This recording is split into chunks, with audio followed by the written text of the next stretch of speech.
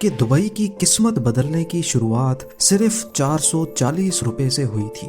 1937 میں دبئی بھی British control میں ہوتا تھا اور برٹش انڈیا کی طرح یہاں پر بھی انڈین روپی کرنسی ہی چلتی تھی۔ برٹشرز کو دبئی کی اسٹریٹجک لوکیشن ٹریول کرنے کے لحاظ سے بہت آئیڈیل لگ رہی تھی، کیونکہ یہ یورپ، افریقہ اور ایشیا کے ٹھیک سینٹر میں موجود ہے۔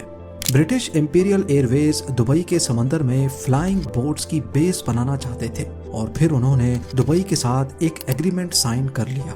Long range empire flying boats UK سے دبئی کے سمندر میں لینڈ کرتی تھیں اور پھر ری فیولنگ کے بعد ان کو برٹش انڈیا اور ایشیا کے دوسرے حصوں میں بھیجا جاتا تھا۔ اس بیس کا منتھلی رینٹ صرف 440 روپے تھا، جس میں وہاں موجود گارڈز کی سیلری بھی شامل تھی۔ کون جانتا تھا کہ کچھ ہی سالوں کے بعد یہ دنیا کے سب سے بزی ایئرپورٹ میں کنورٹ ہو جائے گا اور یہاں کی اپنی ایئر لائن اچھوں کو ٹکر دے پائے گی۔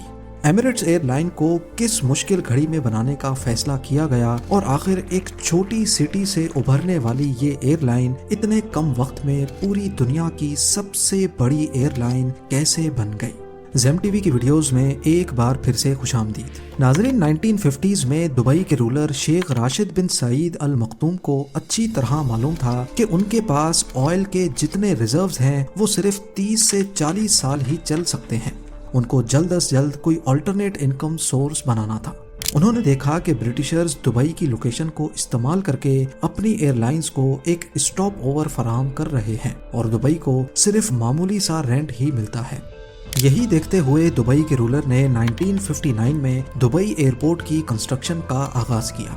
1960 میں دبئی ایئرپورٹ پہلی بار لانچ کیا گیا تو اس میں صرف ایک ایپرن، ایک چھوٹے کمرے جیسا ٹرمینل اور ایک رن وے ہوتا تھا، وہ بھی پکا نہیں بلکہ ریت کو کمپریس کر کے بنایا گیا تھا۔ اس رن وے پر صرف چھوٹے ڈاگلس DC-3 جیسے ایئر کرافٹس ہی لینڈ کر سکتے تھے۔ 1965 میں پراپر میٹل رن وے بنوانے کے بعد دبئی ایئرپورٹ پر لینڈ کرنے والا پہلا jet aircraft Middle East ایئر لائنز کا کومیٹ تھا۔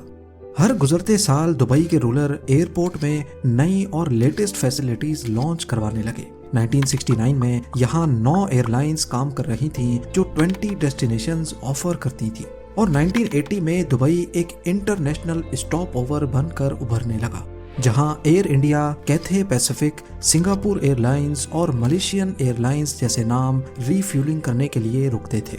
دبئی سے پہلے اس ریجن میں یہ تمام فلائٹس پاکستان کے کراچی انٹرنیشنل ایئرپورٹ پہ ری فیولنگ کے لیے رکتی تھی، اور دیکھتے ہی دیکھتے دبئی نے کراچی ایئرپورٹ کی ساری ٹریفک اپنی طرف اٹریکٹ کر لی۔ اس وقت پورے مڈل ایسٹ کے درمیان ٹریول کرنے کے لیے گلف ایئر کو استعمال کیا جاتا تھا، جو کہ بحرین کی ایئر لائن ہے۔ پورے مڈل ایسٹ کو اگر اچھی انٹرنیشنل فلائٹس لینی ہوتی تھیں تو وہ پہلے گلف ایئر کے ذریعے دبئی آتے تھے اور پھر وہاں سے اپنے انٹرنیشنل